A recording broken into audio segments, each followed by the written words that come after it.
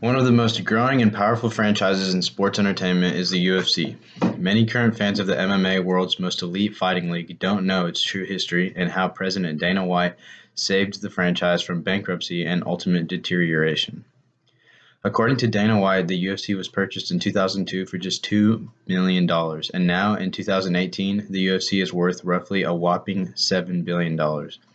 In this speech, I will inform you on how the UFC came to be existent and how UFC President Dana White saved the franchise from bankruptcy and turned it into the multi-billion-dollar enterprise it is today. Legendary Brazilian Jiu-Jitsu instructor Rorion Gracie is responsible for the birth of the UFC franchise. He came to the United States in 1969, but was so broke he had to wait an entire year to save up for another plane ticket just to get home. He eventually went back to Brazil and got a law degree, and then came back to the United States to pursue his dream of spreading jiu-jitsu. He came back with a degree in 1978 and was able to buy a place in Hermosa Beach, California. For the next 10 years, he introduced the art of jiu-jitsu to locals. During this time, many of his students that participated in other combat sports such as boxing and Muay Thai said their instructors told them that they were wasting their time with jiu-jitsu. Gracie reportedly invited these other instructors to come to his garage and train, and said that he beat all of them up.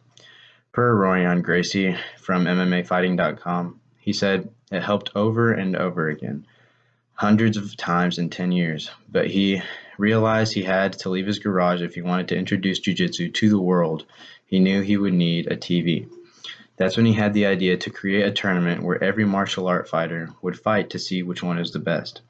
On Thursday, November 11th, 1993, Rorion Gracie hosted the first ever UFC event on pay-per-view, featuring Royce Gracie versus Gerard Jordeau as the main event. The program had an audience of 2,800 spectators and sold 85,000 pay-per-views. It continued to grow until UFC 4 when the program was shut off in the middle of the fight, and the UFC had to do refunds and send everyone a copy of the end of the fight. This was one of many setbacks for the UFC in the late 1990s. The franchise began to lose ratings and views according to current UFC president Dana White. The company was on the verge of bankruptcy. In 2001, Garcia sold the company for $2 million to Lorenzo and Frank Zuffa and, of course, Dana White.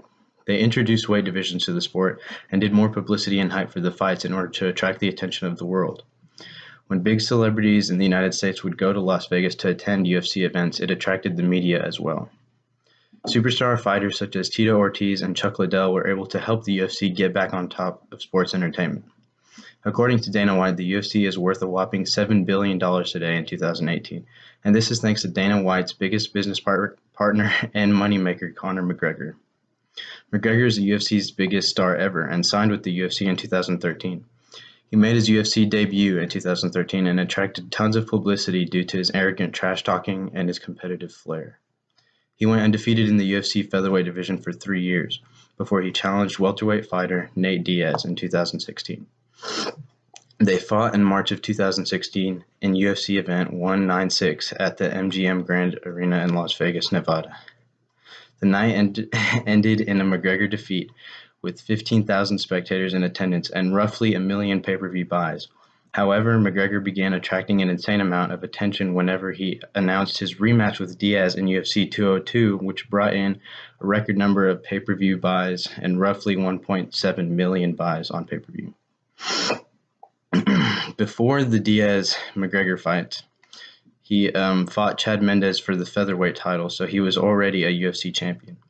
But after McGregor versus Diaz 2, Conor McGregor challenged the lightweight division champion Eddie Alvarez to a super fight in late 2016.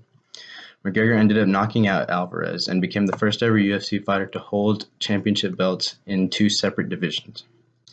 After taking a break from the UFC for 2 years and going to box Floyd Mayweather for $100 million, McGregor returned to the UFC in October of 2018, just a month ago, to fight Khabib Nurmagomedov for the UFC lightweight belt in event 229.